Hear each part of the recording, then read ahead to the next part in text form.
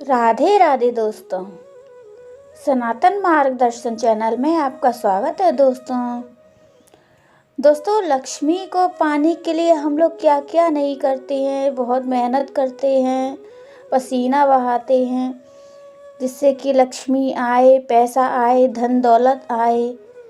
तो आज हम जानेंगे लक्ष्मी को हम हमेशा के लिए कैसे पा सकते हैं। सिर्फ एक ही उपाय ऐसा है जिससे हम लक्ष्मी को हमेशा के लिए अपने घर में वास दे सकते हैं। तो दोस्तों, आप तो जानते ही होंगे कि लक्ष्मी चलायमान होती है, वह एक जगह टिक के रहती ही नहीं है। तो दोस्तों, आज हम लक्ष्मी को हमेशा के लिए कैसे पा सकते हैं, इसका उपाय जानते हैं। और दोस्तों, आप यकीन मानिए, ऐसा करने से लक्ष्मी आपके घर दौड़ी चली आएगी और जाएगी भी नहीं, हमेशा के लिए आपके घर में रहेगी। तो इसका उपाय जानने के लिए आपको मैं एक कहानी सुनाती हूँ छोटी सी, जिसके द्वारा हम जानेंगे कि लक्ष्मी को हम कैसे पा सकते हैं और हमेशा के लिए कैसे अपने घर में वास दे सकते हैं। तो एक सेठ था दोस्तों, उसके 3 बेटे थे और तीनों की शादी हो गई थी, 3 बहुएं थीं। तो वो सेठ एक बार सो रहा था, रात में उसके स्वप्न में लक्ष्मी आई। तो लक्ष्मी बोली कि सेठ, अब मैं तेरा साथ छोड़ के जाने वाली हूँ। तो सेठ बोला, अरे लक्ष्मी, तू चली गई तो मैं क्या करूँगा, मैंने तेरे लिए क्या क्या नहीं किया। तू है तो सब मेरा सम्मान करते हैं, तू है तो सब मुझे राम राम करते हैं। तो लक्ष्मी बोली, सेठ, तुझे तो पता है मैं एक जगह टिक कर नहीं रहती हूँ, मैं तो चलायमान हूँ, मैं तो हमेशा एक जगह नहीं रह पाती हूँ, मैं तो इधर उधर जाती रहती हूँ। तो सेठ बोला, अरे लक्ष्मी माँ, नहीं ऐसा मत करो, मैंने आपके लिए सब कुछ छोड़ दिया, नाते रिश्ते छोड़ दिए, सब छोड़ दिया। जब सेठ गिड़गिड़ाया तो लक्ष्मी माँ ने कहा कि सेठ, तू इतना रो रहा है तो चल मैं तुझे एक वरदान देती हूँ। तो सेठ ने बोला, अच्छा आप मुझे वरदान देंगी। सेठ थोड़ा खुश हो गया। तो सेठ ने बोला, लक्ष्मी माँ, आप मुझे वरदान दीजिए, लेकिन आप मुझे एक मौका और दीजिए जिससे कि मैं अपने घर पे विचार कर सकूं, अपनी बेटों से बहुओं से पूछ सकूं।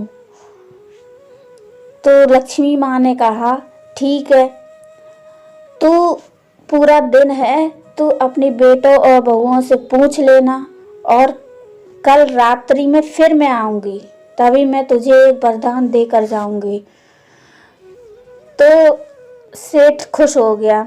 उस सेठ ने सुबह जब अपने बेटों को बताया और बहुओं को बताया, तो बड़ी बहू ने कहा कि पिताजी, लक्ष्मी तो जा रही हैं, ऐसा करो जब वो एक वरदान दे रही हैं तो आप सारा सोना मांग लो उनसे, पूरी दुनिया में जितना सोना है वो अपने घर में ले लो, अपने पास मांग लो।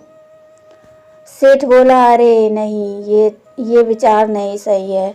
तो दूसरी बहू से पूछा। दूसरी बहू ने कहा, पिताजी, आप अपने लिए इज्जत सम्मान मांग लो, हमेशा के लिए हमारा इज्जत सम्मान हो। सेठ ने बोला, इतने से भी काफी नहीं होगा, जब लक्ष्मी ही चली जाएगी। तो छोटी बहू का नंबर आया। छोटी बहू ने बोला कि पिताजी, ना आप धन दौलत मांगो, ना आप सोना चांदी मांगो, ना आप इज्जत सम्मान मांगो। तो दोनों, जो बड़ी और बीच वाली बहू थी, वो कहने लगी, अरे छोटी बहू, तू क्या कह रही है, ये सब नहीं मांगेंगे तो क्या मांगेंगे। तो छोटी बहू ने कहा, पिताजी आप केवल इतना मांग लो कि हम बहन बेटी तीनों बहुएं मिलकर आराम से रहें, प्रेम से रहें, हमेशा हम लोगों में कभी झगड़ा ना हो, कभी मनमुटाव ना हो और अपने परिवार में सभी लोग बहुत प्यार से रहें। तो सेठ ने सोचा, बहुत विचार किया इस बात पर। तो अगले रात जब लक्ष्मी जी दोबारा से आईं उसके स्वप्न में, उस सेठ से बोली, सेठ अब बता क्या सोचा है तूने। सेठ ने बोला, लक्ष्मी माँ मैं बस इतना चाहता हूँ, आप जा रही हैं तो चली जाओ, लेकिन मेरे घर में सुख शांति और प्यार से रहने लगे सब, कभी झगड़ा ना हो, कभी मनमुटाव ना हो। तो लक्ष्मी माँ बड़ी खुश हुई। लक्ष्मी माँ ने बोला, अरे सेठ ये तूने क्या मांग लिया, जा मैं तुझे वरदान देती हूँ, मैं तेरा घर छोड़कर कभी नहीं जाऊंगी। तो दोस्तों आपको इस कहानी से क्या प्रेरणा मिली, आप मुझे कमेंट में ज़रूर बताइएगा दोस्तों। तो दोस्तों आप तो समझ ही गए होंगे मैं क्या उपाय बताना चाह रही हूँ। अगर आप मेरे चैनल पर नए हों तो मेरा चैनल ज़रूर सब्सक्राइब करिए दोस्तों, और बेल आइकन को भी प्रेस करिए। और हमारी कहानी अगर आपको अच्छी लगी हो तो इस कहानी को लाइक करिए। तो दोस्तों अगर हम मिलजुल कर रहेंगे, हमारे परिवार में प्रेम भावना सब होगा, बहुत प्यार से रहेंगे। जिस घर में प्यार होता है दोस्तों उस घर में लक्ष्मी हमेशा वास करती है। दोस्तों मिलते हैं फिर अगली कहानी में, तब तक के लिए राधे राधे।